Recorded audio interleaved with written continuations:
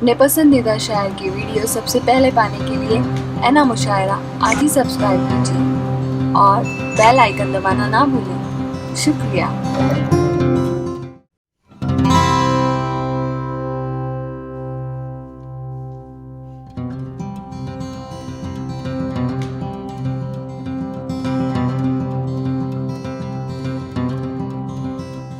तो आइए अब ख्यालात के इजहार के लिए, हालांकि लिखा गया था इजहार ख्याल के लिए, लेकिन मैं ख्यालात के इजहार के लिए बहुत ही मातबर शख्सियत, बहुत ही नामवर शख्सियत, जिनको मैं कभी कभी मुशायरे में अभी वाशी में जब हम साथ में थे और ये शोरा भी सभी साथ में थे, तो मैंने वही लफ्ज दोहराया था, तो सभी मुस्कुराने लगे कि मैं जब वो शायर के असर से उनको जब कोई बात करने जाता हूँ तो मैं कहता हूँ कि चॉकलेट शायर है।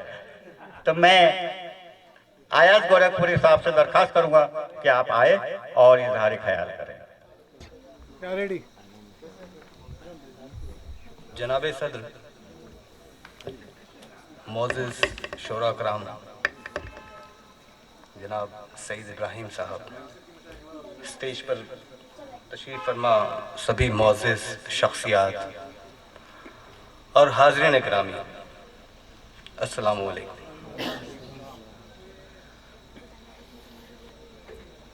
आज की ये तकरीब जनाब इब्राहिम संगे कासिद साहब की किताब की रस्म इजरा के मौके पर मुनक़्क़िद की गई है। चंद बातें जो मैंने यहाँ महसूस की हैं, पहले उस ताल्लुक़ से आपको बयान करता चलूँ।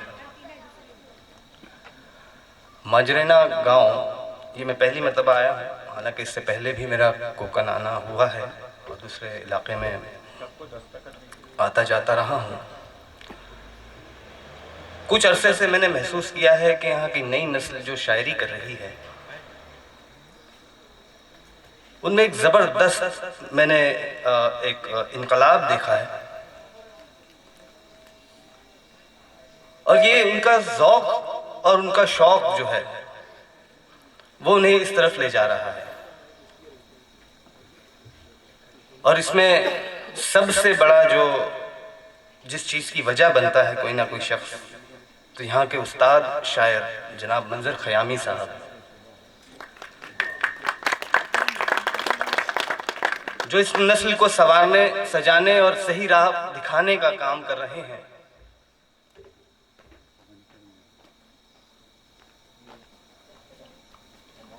मैं समझता हूं कि वो एक इस वक्त खित्ते कोकन का एक असासा है जवान नस्लों के लिए, और इनके लिए दुआ गो भी हुई कि अल्लाह ताला इनको उम्र दराजी अता करे। और जहाँ तक इन्होंने कहा कि कोकन की ज़बान और कोकन को अहले ज़बान नहीं तस्वुर किया गया या उन्हें दूसरे दर्जे का उर्दू अदब में माना गया, तो मैं मंजर साहब को ये बताता चलूँ कि कोकन की उर्दू शायरी की अदब की तारीख़ जो है वो 200 से पौने 200 साल पुरानी है। आपको ये भी बता दूँ, यहाँ बड़े बड़े असातिज़ा गुजरे हैं। हर तहरीक में उर्दू ज़बान से जो भी तहरीक ताल्लुक़ रखती थी, चाहे वो तरक्की पसंद तहरीक हो, जदीदियत हो, माबाद जदीदियत हो, उसमें खित्ते कोकन का हाथ बहुत बड़ा रहा है, उनका कंट्रीब्यूशन बहुत रहा है। वो कंट्रीब्यूशन सिर्फ गांव में रह के नहीं होता है। कोकनी अहबाब जो मुल्क के बाहर हैं, चाहे वो अफ्रीका हो, लंदन हो, खलीजी ममालिक हो, वहाँ रहकर भी उर्दू की खिदमत करते हैं। और ये बहुत बड़ी बात है कि ज़बान को अपने सीने से लगाए वो सारी दुनिया में मौजूद हैं। मैं उन्हें मुबारकबाद देता हूँ और उनकी कदर भी करता हूँ कि ज़बान और अदब की फ़रोग़ के लिए वो दिन रात कोशा है और कमर बस्ता भी है। हाज़रीन महफिल, मंजर भाई,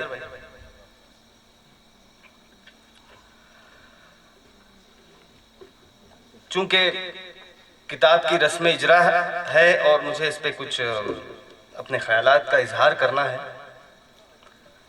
चंद रोज़ कबल मुझे ये किताब मंजर ख़यामी साहब ने भेजी थी और मैंने उसे पूरी अच्छी तरह पढ़ा भी है और कुछ नतीजा अखज़ किया है वो आप लोगों के सामने पेश कर रहा हूँ। किसी भी फनकार की ज़िंदगी का सबसे बड़ा यादगार दिन होता है जब उसकी बरसों की मेहनत, उसकी तख्लीक एक किताब की शक्ल में मंजर आम पर आती है।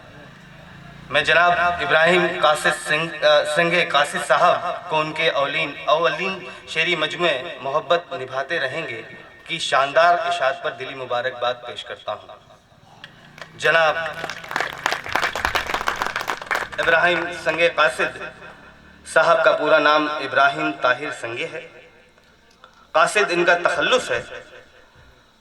1969 में महाराष्ट्र के मगरबी साहिल पर वाक़े कोकन के इलाके मंजरोना गांव ज़िला रायगढ़ में पैदा हुए। बुनियादी तालीम साई के स्कूल से मुकम्मल की और 7 समंदर पार कुवैत में मुकीम हैं और एक अरसे से गज़ल की जुल्फ़ें सवार रहे हैं।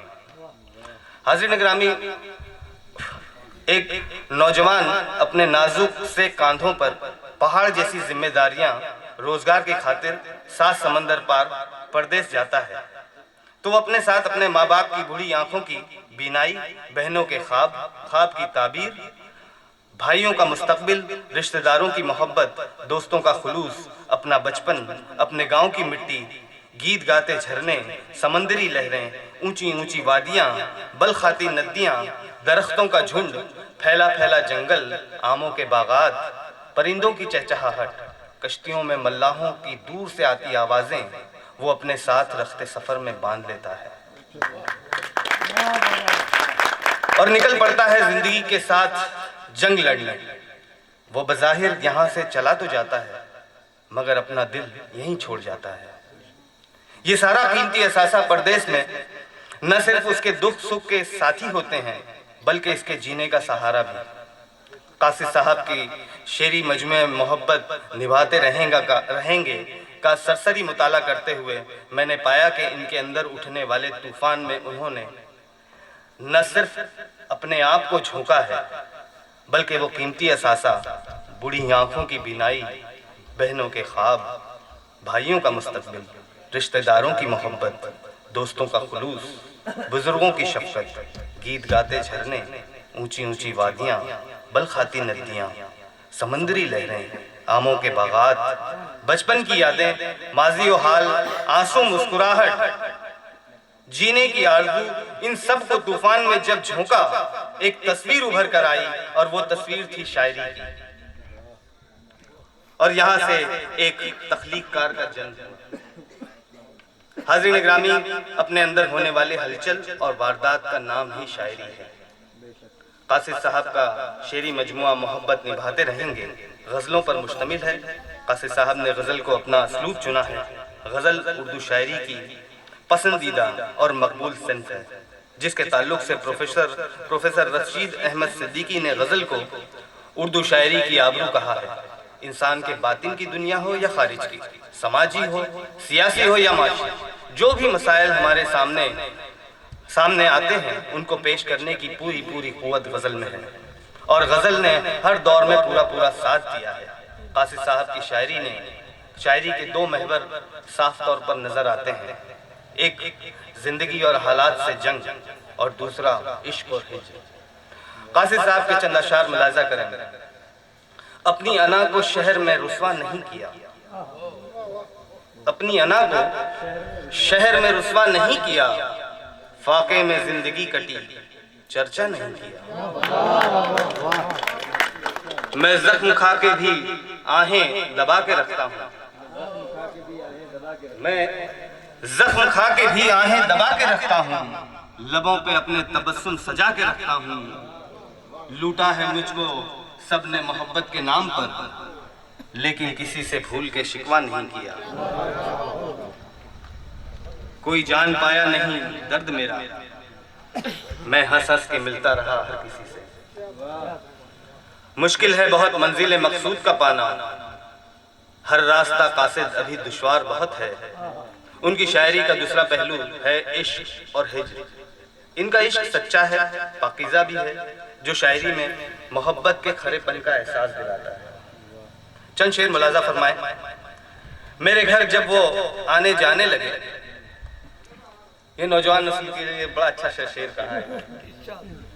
मेरे घर जब वो आने जाने लगे, मेरे अहबाब मुझको सताने लगे।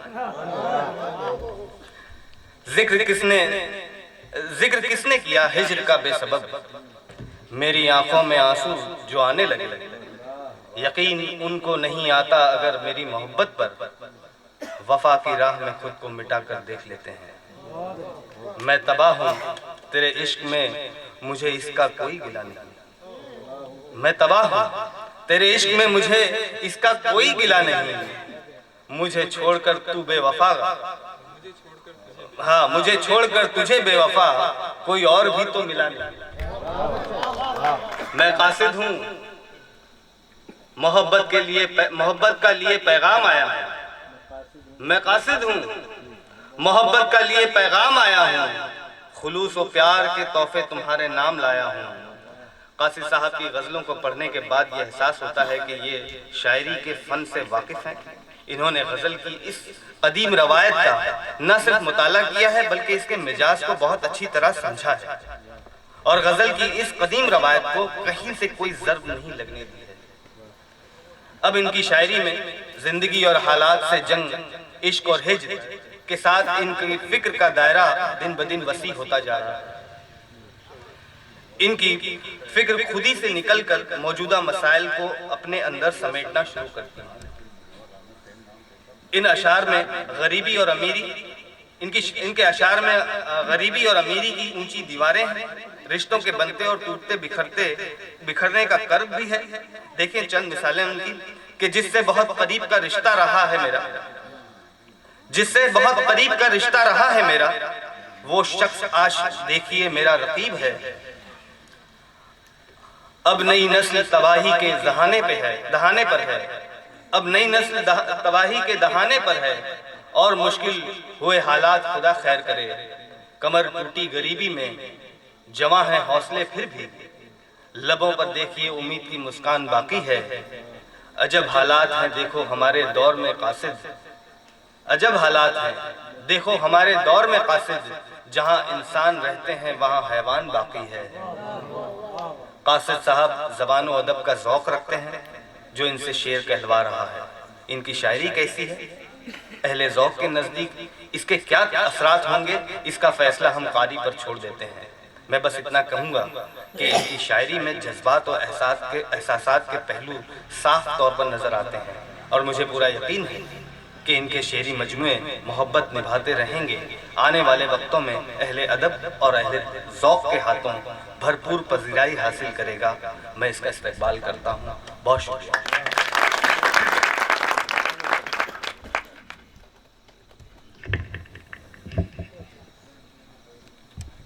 इजहार ख्यालात इतने नपे तुले अंदाज में, जिसको मुख्तसर मोतबर भी कहाँ से आ सकता है।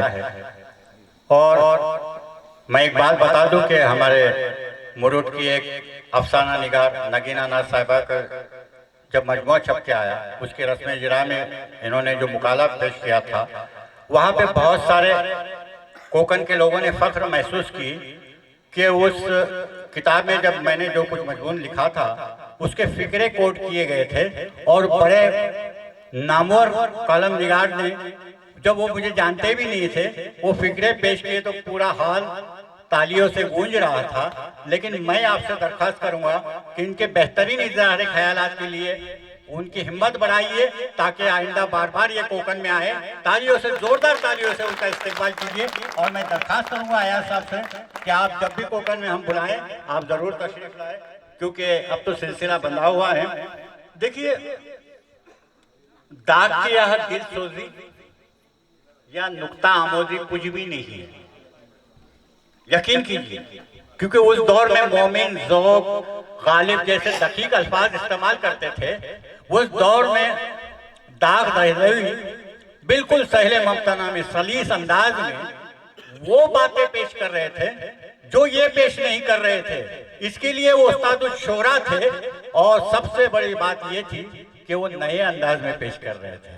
तो ये हमारे संगे काशिद साहब, इब्राहिम संगे काशिद साहब, भले बात मामूली क्यों ना हो, बशीर बद्र का एक शेर याद आया कि सवार नोक पलक लफ्जों को सवार नोक पलक लफ्जों को मोहतरम कर दे।